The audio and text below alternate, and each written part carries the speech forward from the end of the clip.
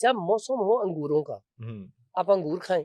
ऐसे लोग जो कहते हैं हमारा चेहरा वाइट नहीं होता, हमारे चेहरे पे निशान है, हमारे चेहरे पे छाइयाँ हैं, और उसके अलावा हमें कॉन्स्टिपेशन की हर टाइम शिकायत रहती है। और कॉन्स्टिपेशन आपको पता बीमारियों की जड़ है। जो कहता है ना मेरा रंग साफ हो जाए, अंगूर खाना शुरू कर दे, क्रीमों से ज्यादा तेज इसका रिजल्ट है। सारी चीजें छोड़े, काले चनों का शोरबा लंग्स का बेहतरीन इलाज है। कैंसर के लिए भी ये बेहतरीन काम करेगा। लेकिन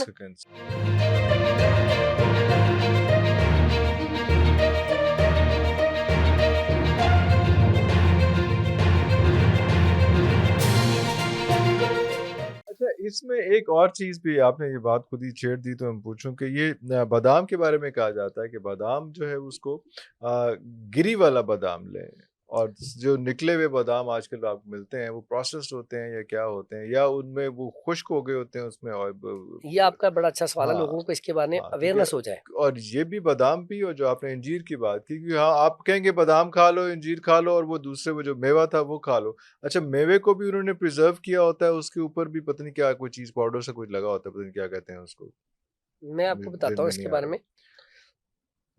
जो इंजीर है, आप जब भी लें नेचुरल फॉर्म में लें, हल्की सी ब्राउन होगी, वो बिल्कुल वाइट नहीं होगी। वाइट उसे किया जाता है धो के, प्रोसेस किया जाता है, हाँ जी। कॉस्टिक सोडे से धोया जाता है। कास्टिक सोडा, ये अब धोने के बाद वो वाइट हो जाती है, हाँ। खूबसूरत हो जाती है। लेकिन इसकी निशानी क्या है? जब भी आप इंजीर लें, पहले एक इंजीर से पूछें क्या मैंने चेक करनी है, पहले चेक करें। अगर उसके अंदर खटास है तो इसका मतलब वो धुली हुई है। जितनी मर्जी खूबसूरत है वो नहीं लेनी। जो दूसरी होगी वो मीठी होगी, मजेदार होगी, खटास नहीं होगी, वो इंजीर लेके इस्तेमाल करें, वो बेहतरीन है। फिर हमारे पाकिस्तान में ताजी इंजीर भी बहुत ज्यादा होती है, वो भी आप इस्तेमाल कर सकते फॉर्म में, हैं। बिल्कुल वो इस्तेमाल करें। अब आ जाए बादाम की गिरी। जो आपने बात कही बिल्कुल सच है। और जब बादाम की गिरी हमारे तक पहुंचती है ना, तो ये कम से कम इसे 1-2 माह हो चुके होते हैं बादाम से निकले, कम से कम, हाँ। ठीक है। अब प्रोसीजर है ना, पहले वो अगर बाहर से आ रही है तो वो शिप में आती है, 20-25 दिन वो ले जाते हैं, फिर मार्केट में आती है, फिर वो होलसेलर में तकसीम होती है, उसके बाद वो दुकानों पे जाती है, दुकानों के बाद हमारे तक पहुंचती है, और पड़ी रहती है अब 1-1.5 माह 2 माह तो पक्का है। कम से कम, हाँ। अब इसमें क्या होता है, उसके अंदर जो अल्लाह ने खासियत रखी ना ऑयल वाली, ऑयल आहिस्ता आहिस्ता खुशक होता जाता है, खुशक होता, वो कम हो जाता है। एक आप कभी एक्सपेरिमेंट के लिए, एक आप ताज़ा बादाम तोड़ें, एक गिरी उसकी खाएं, एक आप पहले की निकली हुई खाएं, आप फौरन आपने उसी टाइम आपने कह देना कि वाकई इसका टेस्ट जो है ना, ये कमाल है। वो कहते हैं कि अल्लाह ताला ने उसको बादाम को जो संदूक में बंद किया है, वो सर ये अल्लाह के यहाँ असल तुक्के तो हिकमत, नहीं है ना जी। असल हिकमत यही है। हाँ। असल हिकमत यही है। हाँ, ताज़ा बादाम तोड़ के खाएं, उसका रिजल्ट ज्यादा है। ज्यादा है। आप देखें हमारे बाउजदाद, मेरी वालदा हमें वो सरदाई बना के देती थी, तो वो अल्लाह, गिरियां नहीं लाती थी, वो हाँ, बादाम बादाम उसको पीस तोड़ के ओए गिरी होए होए निकाल होए, के उसकी पीस सरदाई के, पी हाँ, जाती थी। हाँ। तो इसीलिए उसकी सरदाई उसकी ही इस्तेमाल, सरदाई और इसमें। उसी की ही वो अपना खाने में भी वो इस्तेमाल करें। अब बाकी सोगी, जब मौसम हो अंगूरों का, आप अंगूर खाएं, पट्ठों को भी अभी ताकत है। आजकल है मौसम और में। अंगूर यकीन करें, इसके फायदे आप सुन लें, आप हैरान हो जाए। ऐसे लोग जो कहते हैं हमारा चेहरा वाइट नहीं होता, हमारे चेहरे पे निशान है, हमारे चेहरे पे छाइयाँ हैं, और उसके अलावा हमें कॉन्स्टिपेशन की हर टाइम शिकायत रहती है। और कॉन्स्टिपेशन आपको पता बीमारियों की जड़ है।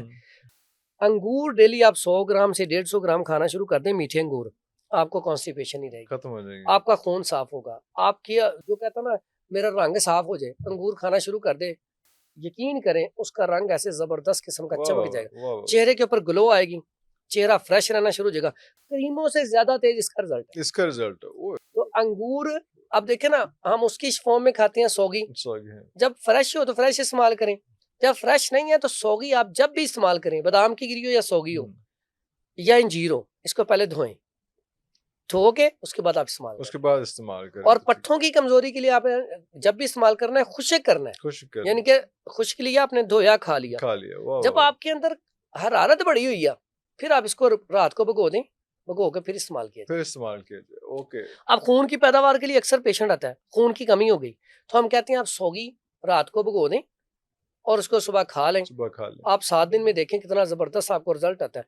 मुनक्का अल्लाह ताला ने इतनी बेहतरीन चीज पैदा की है, अगर आप 3 से 7 दाने डेली खाएं, अगर आपका HB है 7-8 पे भी आ गया तो आप ये डेली खाएं, आप 15 से 18 दिन के बाद अपनी रिपोर्ट करवाएं, आप कहेंगे हमारा एचपी बिल्कुल पूरा है, 12 पे चला गया, 13 पे चला गया। यानी कि इतनी कमाल की चीज है सिर्फ मुनक्का, और इतने थोड़े दिनों के अंदर अंदर। ठीक है। और मुनक्का ऐसी चीज है, मेरे पास एक केस आया काफी अर्सा पहले, उसके बाद तो मैंने बहुत इस्तेमाल करवाया। जब पहला केस आया, बच्चा था कोई 8-9 साल 10 साल का, करंट लगा उसे, ठीक है।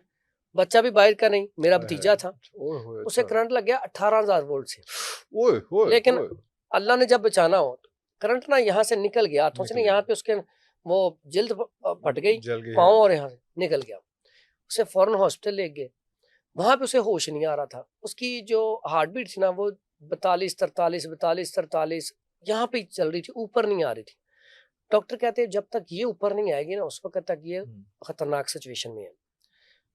हम भी बड़े परेशान, डॉक्टर भी बेचारे बड़े परेशान। तो मैंने फिर अपने वो सीनियर से, ये आज से कुछ 10 साल पीछे की बात है, उन्होंने राब्ता किया, हमने कैसा मसला हो गया, उन्होंने कहा जी आप ना मुनक्का लेके आए और मुनक्का खिलाएं उसे।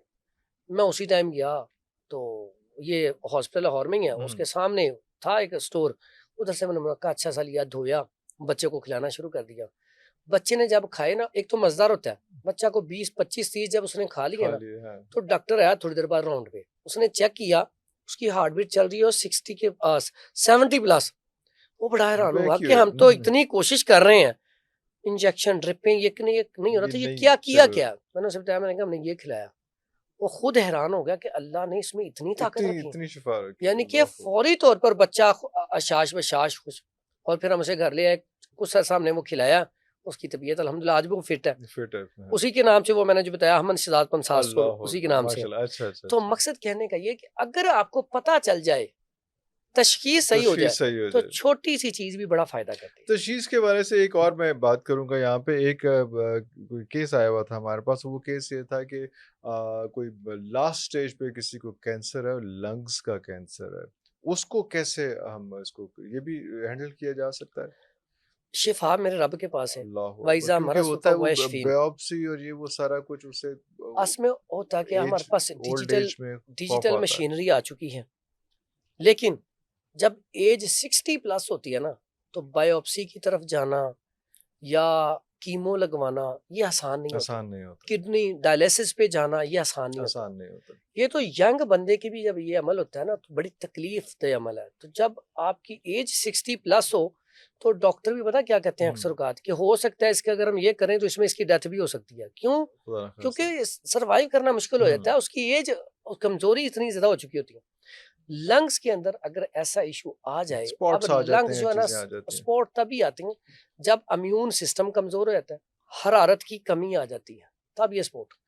जैसे ये कोरोना में हुआ था, जिनका इम्यून सिस्टम कमजोर था वो फंस गया, और जब ये स्पॉट लगे उसमें फिर उन्होंने एक जो उनके पास मेडिसिन थी वो थी, लेकिन मेडिसिन क्या थी इसमें, सबसे पहला था तो एहतियाती तदाबीर थी। उसको किसी के साथ टच ना किया जाए। ऐसा जो पेशेंट होता है उसको अकेला रखने की एक ये भी वजह होती है कि आम बंदा जब उसके साथ सलाम लेता है या मिलता है ना, उसके जरासीम तो होते हैं पावरफुल, उसके होते हैं वीक। अब वो जो होते हैं बेचारा उससे भी वीक होना शुरू होता है। इसलिए एक तो एहतियाती तदाबीर ये होती है। उसके बाद हमारे पास जो तिब में है ना इसके लिए, तो ये लंग्स के मरीज को ये करना पड़ेगा। हाँ, ये थोड़ा सा एहतियाती तदाबीर करनी पड़ेंगी। उसके साथ साथ ऐसे पेशेंट को आप, क्योंकि इसका ना जो ऑक्सीमीटर घर में पड़ा होना चाहिए, ऑक्सीजन लेवल यकदम लो हो जाता है। ऐसे पेशेंट 98 होना चाहिए, लेकिन बाजू का 95 पे आ जाएगा, बाजू का 90 भी आ जाएगा। लेकिन जैसे 90 से नीचे जाएगा ना, उसका सांस उखड़ना शुरू, तबीयत अपसेट होती। लेकिन मेरे पास 1-2 पेशेंट ऐसे आए, मैं हैरान हूँ ये रब की कैसी सिस्टम। वो तकरीबन मेरे पास आया तो वो तकरीबन कोई 8 साल से इसी कश्मकश में है। उसका मैं हालांकि नहीं मानता था कि इतना नीचे आए तो बंदे की डेथ हो जाती है।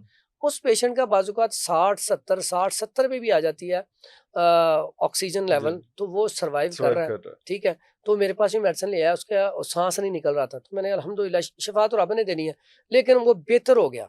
तो वो पेशेंट चल रहा है, उसकी तबीयत पहले से बेहतर है, आहिस्ता आहिस्ता बेहतर हो रहा है। ऐसा पेशेंट होता है उसके लिए सर्दी का मौसम जो होता है ना, सर्दी का खास करके जब बारिशें पड़ती हैं फौरन सर्दी आ जाती है, ये मौसम जरा क्रिटिकल होता है, उसकी तबीयत ज्यादा अपसेट हो जाती है। क्योंकि जैसे ही बलगम रेशा वहां पे जाएगा तो तबीयत खराब होगी। पहली सांस का एक मसला चल रहा है और वो फिर ठीक है, उसको तो यहाँ पे एक तो ऐसे पेशेंट को हम क्या करते हैं, हरारत, हम कहते हैं जर्सी जराबें पहन के रखे ऐसा पेशेंट, बेशक गर्मी हो लेकिन एहतियात उसके अंदर तो हरारत है ना, हाँ, और उसके अंदर तो ठंडक है। ठंडक है। जर्सी जराबें पहन के रखे, सर के ऊपर टोपी रखें।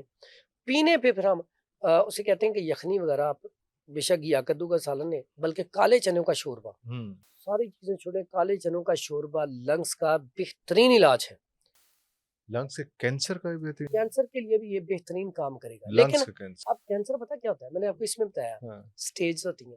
अर्ली स्टेज में तो ये फौरी हाँ, रिजल्ट देगा। हाँ, धमासा बूटी जिसके ऊपर पूरी साइंस ने इतनी रिसर्च कर ली है, धमासा बूटी कैंसर के लिए कमाल का रिजल्ट है, किसी भी ऑर्गन में कैंसर हो। लेकिन अब स्टेज का आता है, बाजू मेरे पास जितने पेशेंट आते हैं अगर अर्ली स्टेज में आते हैं तो वो अल्हम्दुलिल्लाह क्योर हो जाते पकड़े हैं। जाते हैं, हाँ जी। लेकिन जब वो स्टेज 4 पे चले जाते हैं फिर हम उसे ये होता है कि अगर फॉर एग्जांपल उसका जो सेहत है, अगर फॉर एग्जांपल उसने जिंदा रहना है 10 साल, अल्लाह ताला ने उसकी जिंदगी लिखी है, हमारी कोशिश होती है वो 10 साल अच्छे तरीके से अच्छे गुजार से, सके। अल्लाह। ठीक है, ऐसा हम हमारी कोशिश, मेरे पास कई पेशेंट आते हैं, मैं बता देता हूँ कि यार इसकी ना हालत ज्यादा खराब है, तो इसकी जो हालत चल रही है ना, तो ये इसकी आप खिदमत करें, लेकिन आप साथ ये करें ताकि इस जो हमने टाइम पीरियड है ना इसका 2 महीने का, तो ये 6 महीने पे चला जाए और रे भी सेट। हाँ, हम इसको थोड़ा सा बेहतर कर सकते हैं।